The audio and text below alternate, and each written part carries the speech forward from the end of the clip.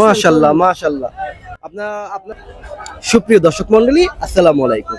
চলছে তরমুজের ভরা মৌসুম।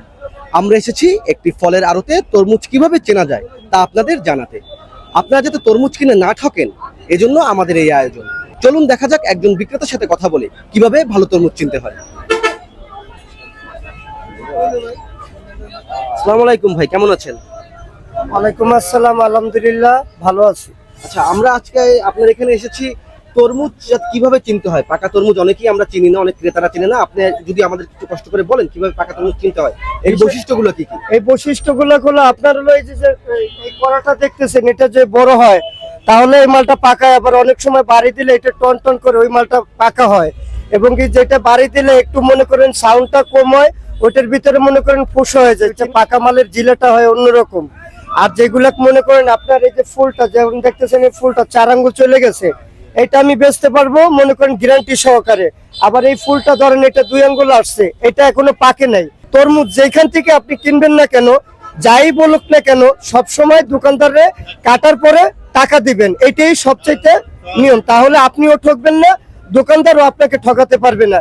আমরা অনেক সময় জানি যে বোটা ছোট হতে হয় বা কিবা হলুদ কালার হতে হয়। এটা ভাইয়া এটা বিষয়টা হলো কি, অনেকে এসে দেখে একটা ফুল, তরমুজের তো সব ফুলই আছে, ঠিক আছে, কোনোটা ছোট হয় কোনোটা বড় হয়, আসলে কিতিরা আসে ফুলগুলো টুকায়, কিন্তু এটা হলো একটা মানে সম্পূর্ণ একটা মানে কি আউট নলেজ ভাইয়া, ওইটা কোনো বিষয় না। কিন্তু তরমুজ একমাত্র চিনার, যেমন আমি এই যে একটা মাপকাঠি দিছি, এটা মনে করেন 3 আঙ্গুল চলে গেছে একটা, এটাই হয় পাকা, বুঝছেন। আবার অনেক সময় যেমন এই তরমুজটা পাড়ি দিছি, এটা পাকা, এটা কাঁচা, হালকা কাঁচা, ঠিক আছে। তো আপনি আমাদেরকে একটা তরমুজ বেছে দেখেন যেটা আসলে আপনার বৈশিষ্ট্য অনুসারে লাল হবে বা পাকা হবে। ঠিক আছে, আমি দীর্ঘদিন ব্যবসা করি, আজকে মনে করেন ফলের 30-35 বছর, আমারও একটা অভিজ্ঞতা আছে। আমি এই তরমুজটা আপনাকে দিতেছি, দেখেন আমার কথা কাছে মিল আছে কিনা।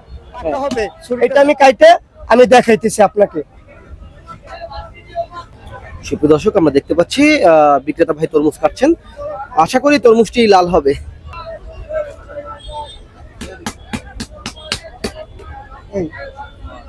মাশাআল্লাহ মাশাআল্লাহ। আপনারা সুপ্রিয় দর্শক, আপনারা দেখতে পাচ্ছেন বিক্রেতা ভাই যেরকম বলেছেন, আসলে তার বৈশিষ্ট্য অনুসারে আমরা একটা তরমুজ নিয়েছিলাম। সেক্ষেত্রে তরমুজটি কিন্তু মাশাআল্লাহ বেশ সুন্দর একটা কালার এসেছে। আমার মনে হচ্ছে এটার স্বাদও অনেক মিষ্টি হবে।